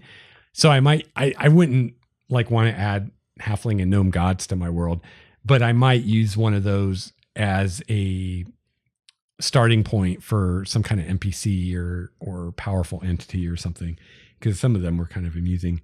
And that's it for the lore. The next part, which actually is a bit more than half of the book, is the bestiary. So there's a lot in here, and I'm only like maybe a quarter of the way through reading the bestiary. I actually read monsters, which probably a lot of people don't, but I like to read their whole stat block and all their things they can do. And there are a lot of monsters in here from previous editions, monsters that I recognize from second or third edition that I'm glad they added. So let me just real quickly flip through here and do some shout outs of either monsters that I recognize from the past and I'm glad to see again, or maybe new monsters that look cool or whatever. We have the Alep, which is an oldie but goodie that I'm glad to see back. We have the Astral Dreadnought, which, I mean, that's always been a thing in D&D. I don't know that I've ever seen one statted out before. This is a super cool monster. It's a CR21. Exists on the astral plane. So if you want to use it, you got to get your player characters to the astral plane. But this is a monster. Like, I actually have a page in a notebook of notes that I took after I read this monster, because this monster just gave me idea. Like, one day I am going to use this monster for an adventure. And basically, the thing that I find really inspiring about this monster, other than the fact that it prowls the astral plane and devours people, is that when it swallows you, you go into this extra dimensional, or not.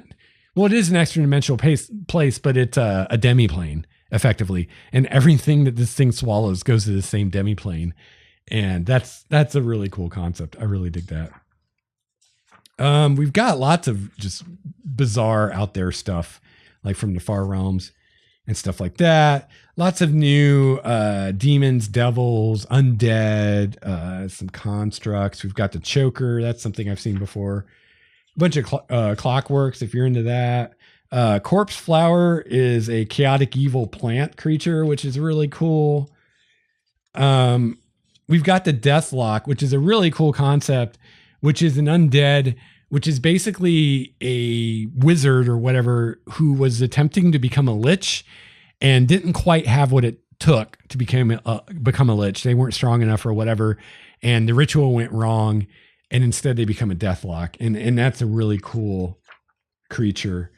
We've got some more demons. We've got the Alkalith, which is a super cool demon I plan to use soon. The Armonite, which is almost like a demonic centaur, which is really cool. The Bulazau, Diebuck, the Marizai, which is really cool and can raise ghouls and gas. So this is a great, if you like using groups of monsters like I do, this would be a great monster. It's a demon to use with ghouls and gas, because as the player characters kill the ghouls and gas, this thing can resurrect them, which is super awesome. The Mollydeus, the Nabasau, the Rudderkin, the Abyssal Wretch, the Cypriex, which is a super cool demon. You're probably not going to encounter this outside of the Abyss, unless you do something weird. But it's really cool, and you could easily have a quest where the player characters have to go to the Abyss and find one of these things, because they collect lore and knowledge, especially of a magical nature. So, one of these things could have some information that nothing else has that the player characters need. And that's a way to get them into the Abyss. And I mean, this is a super cool demon. It's CR18. It's awesome. Rastrolith. Here we've got one of our 2-page art spreads, which is really gorgeous. This is Zugtmoy, which is one of the demon lords. And yeah, I want to use her just so I can show player characters this illustration. It's gorgeous. This woman is at the same time beautiful and scary. It's great. I love it. Some really cool natural forms that to me remind me of like coral reef kind of stuff. Really cool stuff. We've got some, I don't think not all, but some of the demon lords here statted out. We've got Baphomet, Demogorgon, Fraz Urblu. Some of these names crack me up. Grotst, Juiblix, Orcus is in here. He's CR26, by the way. Yinogu, who is the demon lord that spawned the gnolls. I think Yinogu's a she. She is 24, if gender even matters for demons. Zugtmoy. Her illustration here is not nearly as good as the 2-page spread we just passed. Looks totally different, actually. She's CR23. We've got the Darrow. And then we've got more devils. Among them, the Abishai, which are devils that kind of riff on the chromatic dragons. I remember those guys from second edition. They're really cool. Amnezu Hellfire Engine, which is actually a construct that's like a siege engine of the Blood War, which is pretty cool. Maragon, Narzugon, Nuparibu, Orthon. And some of these, I mean, I'm sure a lot of these were like from the Fiend Folio from first edition and stuff, but a lot of these I don't recognize. Then we have Archdevils. We've got Bale, Garyon, Hoodigin, however you say that, Moloch, Tidivilis, Zariel, which is probably my favorite. She just has such a cool history. We've got the Drow, and we've got some new Drow NPCs, which is awesome. We've got the Drow Arachnomancer, which is a 13th level spellcaster. The Drow Favored Consort, which is basically a Matron Mother's boy toy, I think. Drow House Captain, which is a CR9 NPC. Drow Inquisitor, which is CR14. Love high level NPCs. We got a Drow Matron Mother here. CR20. Yeah, that's what I'm talking about. Drow Matron Mother, she's got armor class of 17 due to half plate, which I would make a Damantine. Why not? She's got innate spell casting. She's got Lost Fickle Favor as a bonus action. She can bestow the Spider Queen's blessing on one ally she can see within 30 feet. The ally takes 2d6 psychic damage, but has advantage on the next attack roll it makes until the end of its next turn. So that's kind of cool. Kind of double-edged sword there. She's got magic resistance, of course, and she's a 20th level spellcaster using wisdom. And she's got some badass spells. Multi-attack with a demon staff, which does damage, and you have to make a wisdom saving throw or become frightened. Tentacle Rod. Remember the Tentacle Rods from second edition, Drow of Handbook or whatever it was called. That was a great book. She can summon a Retriever or a Yokel, which is awesome.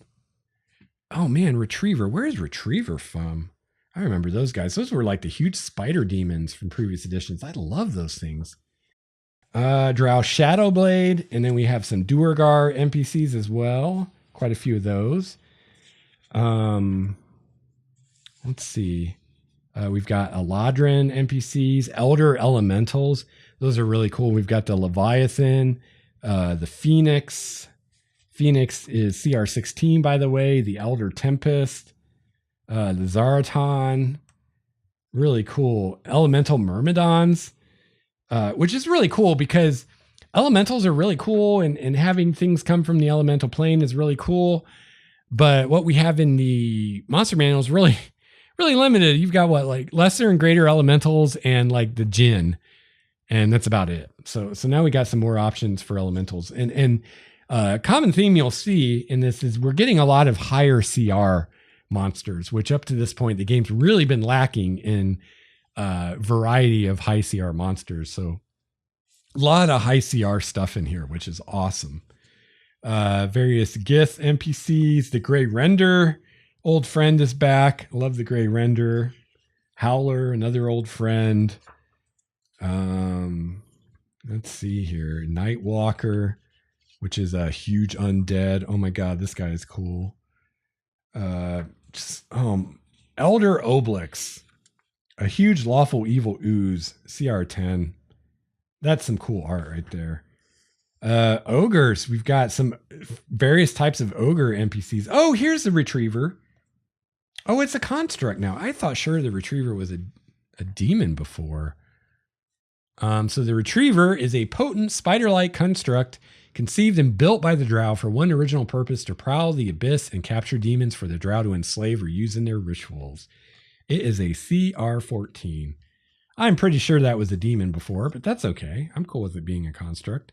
Look, that's a good piece of art. That looks pretty cool. Its head reminds me of the shadows from Babylon 5. Like whoever drew this had to be, I mean, it almost looks exactly like a shadow from Babylon 5. That's pretty cool. Frost Salamander. We've got some Shadar Kai NPCs, which again are the elf subrace from the Shadow Plane. Another 2-page art spread, really cool.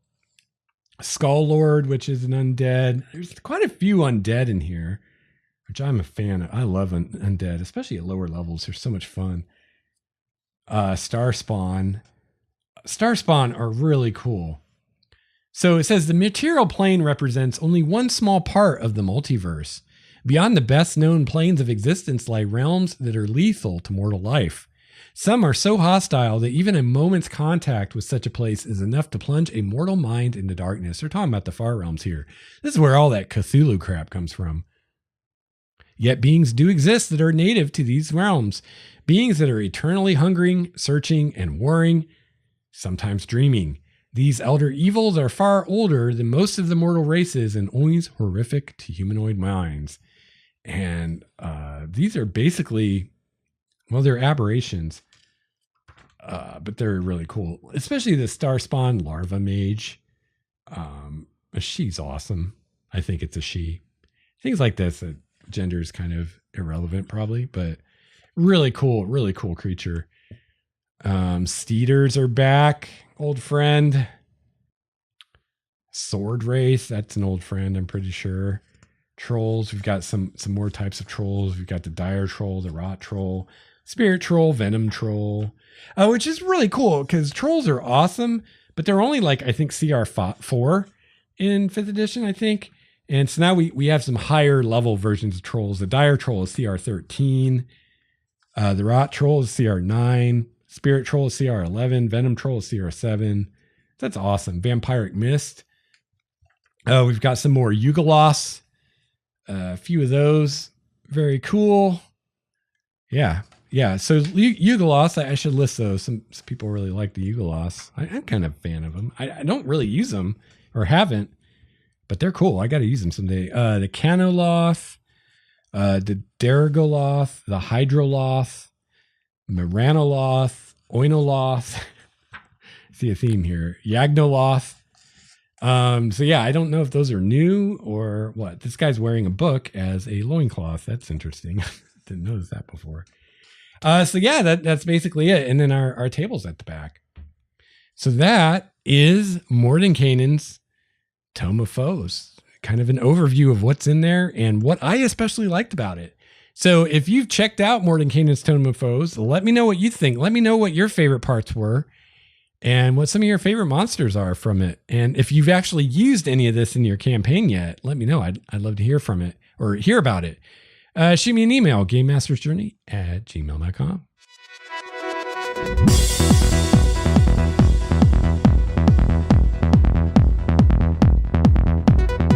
All right, so finally today, before we wrap it up, I do have a couple listener GM questions about this book that I want to address. So Jason asks, I have looked into the book a little bit already, but I'm starting to think about moving the players off of the material plane. So I was hoping this book would dig into that. If you could shine some light on whether you think it's a good level 10 plus book, that would be great. All right. So in a nutshell, yes. So there's a couple things here. You say, is this a good level 10 plus book? I think it is in a few ways. First of all, if you're just looking for antagonists or monsters for your characters to fight or go up against, this adds a lot more higher CR monsters to the game. And, a lot of them are devils or demons or demon lords or things like that. So they're not just like feral monsters that are going to try to eat you. They're intelligent creatures with magical abilities and schemes and plans and things like that. So yeah, as far as that goes, if you're running a higher level campaign, I think this book is pretty much a must have because there's not much in the monster manual and in Volo's guide as far as higher CR monsters to choose from. So if you don't have this book, you're going to do a lot of making more powerful versions of monsters or making legendary versions of monsters or both. and things like that. So this gives you a lot more higher CR stuff to play with, which will be very useful for anyone running characters that are level 10 or higher. But there's also lower CR stuff too. So, if you're running a lower level game, this book will have use too. It's not like, oh, if I'm not running high level, there's no use for me. The other way that this will be useful in a higher level campaign is it does give you some more information about the Abyss, the Nine Hells, a bit more about Fairy or the Feywild, a bit more about the Shadow Plane or the Shadowfell, a bit about Arvindor, a bit more about Limbo, where the Githzerai are, a bit more about the Abyss, where the Githyanki are. So, that will be helpful if you're running a higher level thing and you want to use the planes in some way. That will be useful to you. And then finally, Jason, you mentioned that you're thinking about moving the players off of the material plane. And so if you are planning to do some planar traveling or take the players to another plane, I think this will be very useful. It'll be extremely useful if you're going to use the Abyss, the Nine Hells, the Astral Plane, Limbo, Fairy, the Shadowfell, any of those places. There's also, I forgot, there's a little bit in the Halfling and Gnome chapter about their respective planes that their gods live on.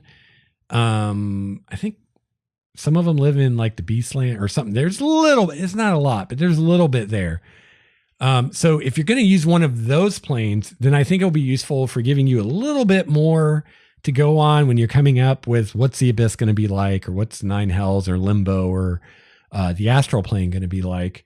I think it'll be useful for that. But even if you're doing your own planes, or you're going to use a plane but not one of those, just to give you some ideas of some different things you can do on different planes, I think it'll be useful for that. All right, Floyd asks, I'd be curious if it's worthwhile to get if you really don't make use of any of the D&D cosmology.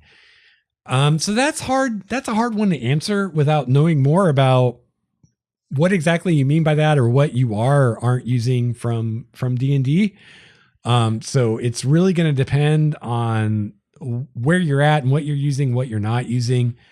But I would say if you have planes in your game, even if you're not using the planes as defined in the player's handbook or the DMG, but if you have the concept of there are other planes of existence and you can't go to those places, then I think it'll be useful to give you some ideas of what some of those other planes might be like. So even if you don't use the Abyss, you could have a plane that's like it in some ways and use some of the ideas, some of the creatures and things like that from there.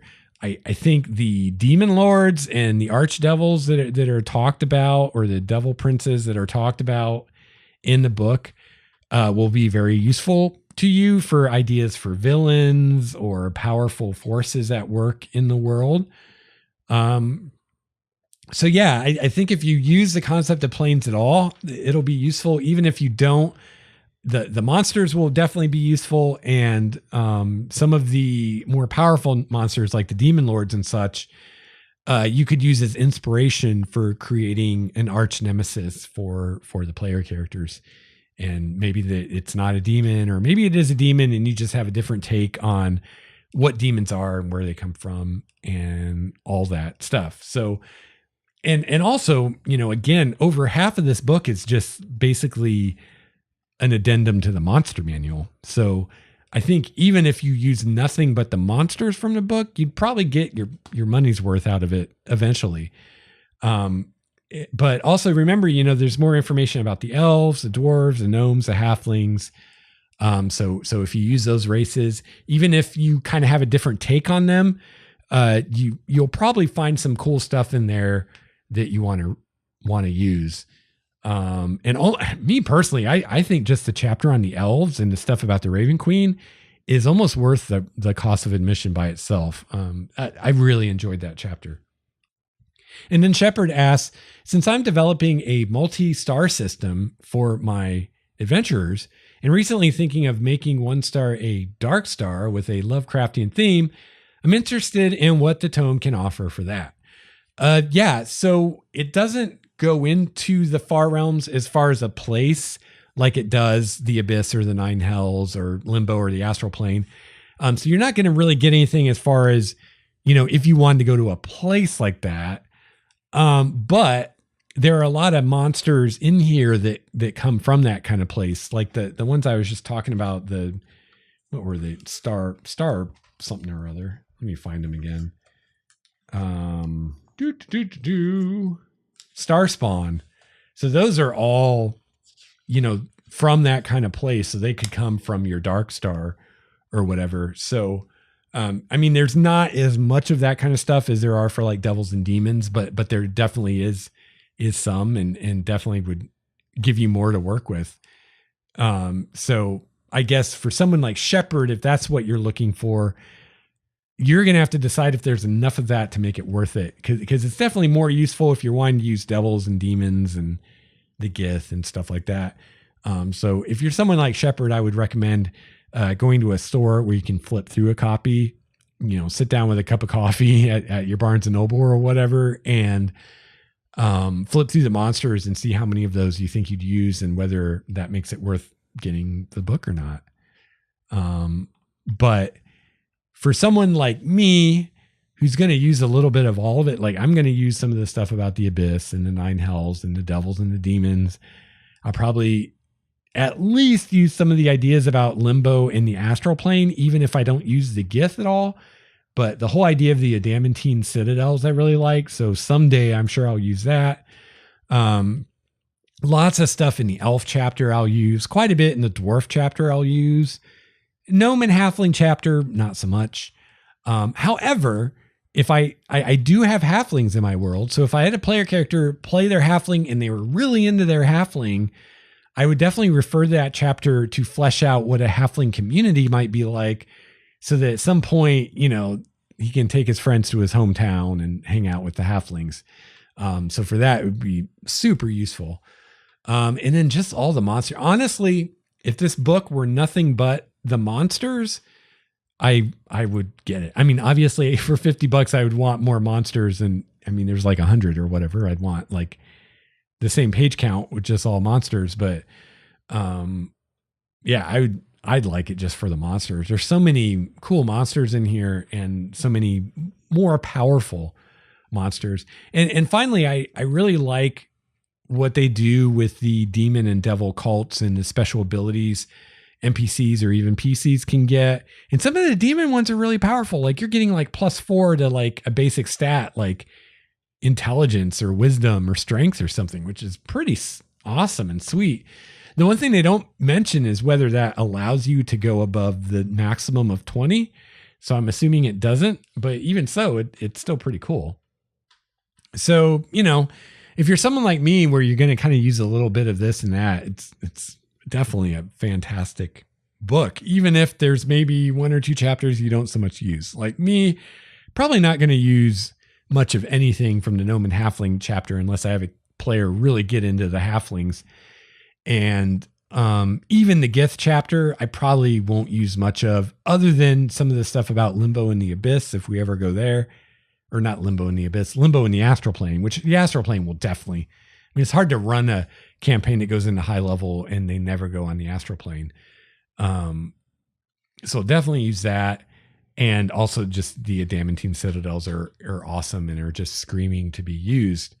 And again, there's this whole idea of the Abyss encroaching upon the prime material plane through a portal or something like that you can use even if you don't go to another plane. So, all right. I hope I answered those questions. I guess this in a way was a review. So in my reviews, I always like to do a bottom line, buy, don't buy this thing. I'd say if you're a DM, buy it. Even if you don't use anything else, it'll probably be worth it to you for all the new monsters, especially the higher CR monsters. And even if you're someone like, and you're thinking, I don't think I'll use anything from the first half of the book, I think if you read it, you'll find stuff that you can use, even if your world is very different than the Forgotten Realms. There's just so many great ideas in there that you're going to end up using some of it, even if you kind of respin it or reskin it or something like that. So for a DM, I think it's definitely worth it. For a player, I don't really think it is. Even if you are like a player who's playing an elf and you're really into elves, I don't think there's enough in that elf chapter to make this $50 book worth it to you. But it'd probably be worth it to buy it for your DM, or encourage your DM to buy it, or maybe go in as a group and get it for your DM, because there's going to be a lot of stuff in there your DM can use. And then you can use the little bit of player stuff that's relevant to you, just by, the DM having access to it. So I definitely feel like, unlike a lot of the 5th edition books, this is really for DMs. But I'm really happy with that, because I want more stuff that's just for DMs, because I'm a DM. And I don't know, I just find the DM stuff so much more fun to read. And that's the final thing I want to say about this book is really fun to read, especially the first half before you get into the bestiary. A lot of D&D books aren't really great to read, especially like the adventures. Like, I know they say in their interviews and stuff that they try to write them so that they'd be fun to read, but they're not. I mean, honestly, if I can't sleep, the best way to fall asleep is to try to read a D&D adventure. I'll be nodding off before I read a page, because it's not enjoyable to read as just, I'm going to read this for fun. They're not. It's like reading a textbook. It's not fun to read. This book and the first part of Volo's Guide, that's lore, are great to read and are inspiring. If you're ever just like stumped, you're running a campaign or you're wanting to start a campaign or an adventure, and you're just kind of stumped, you don't have any ideas, you start reading through the first half of Mordenkainen's Tome of Foes, or start reading through the first half of Volo's Guide to Monsters, reading that lore stuff, you will get ideas. Something in there will get you excited about something, and next thing you know, you've got an idea for the next adventure and you're off and running. So I think they're very worthwhile, if only for that. They're enjoyable to read, they're inspiring to read, and you get a bunch of new monsters. So yeah, hands down, my favorite supplements of D&D are Volo's Guide and Mordenkainen's Tome of Foes, and they're very similar books in a lot of ways, where half of it is new monsters and half of it is some kind of new lore. Volo's Guide was all about, let's outline a few monster types. We talked about beholders, we talked about hags, kobolds, goblinoids, orcs, all kinds of good stuff, and really great stuff for world building. And then with this book, it's more outer planar stuff, devils, demons, gith, stuff like that. But then we get some stuff about some of the core races, like the elves and the dwarves, gnomes and halflings. And it's really great stuff. And I really enjoy this book, and I'm going to enjoy going through the rest of the monsters. So one more time, if you have a question about Mordenkainen's Tome of Foes or any of the other D&D books, specifically Volo's Guide to Monsters or even Xanathar's Guide to Everything, let me know, and I'd love to talk about it in a future episode.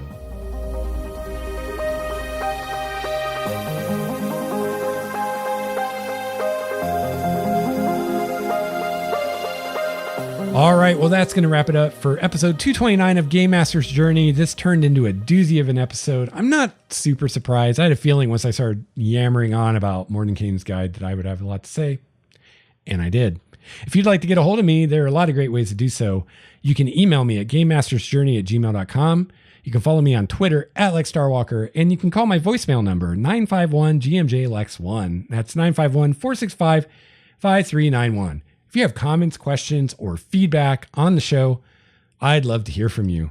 You can find the show notes for this and all the episodes at starwalkerstudios.com/GameMastersJourney. There you can also find all those great ways to contact me. You can find links to our Game Master's Journey community on our forum, our Google Plus, and our Discord server.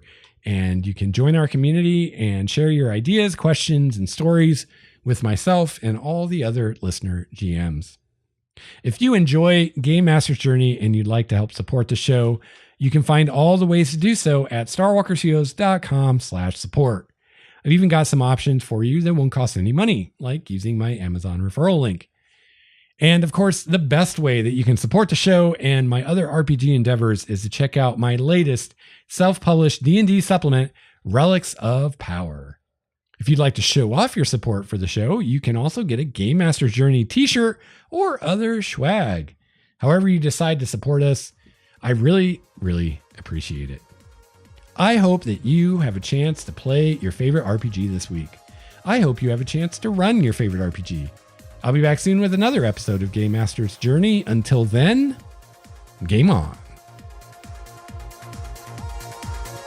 This has been a Starwalker Studios production, your source for quality gaming and hobby podcasts. This episode's music, courtesy of Cloudwalker, Transboy, Renfield, Stanko, and Ish. See the show notes for more details at starwalkerstudios.com/GameMastersJourney.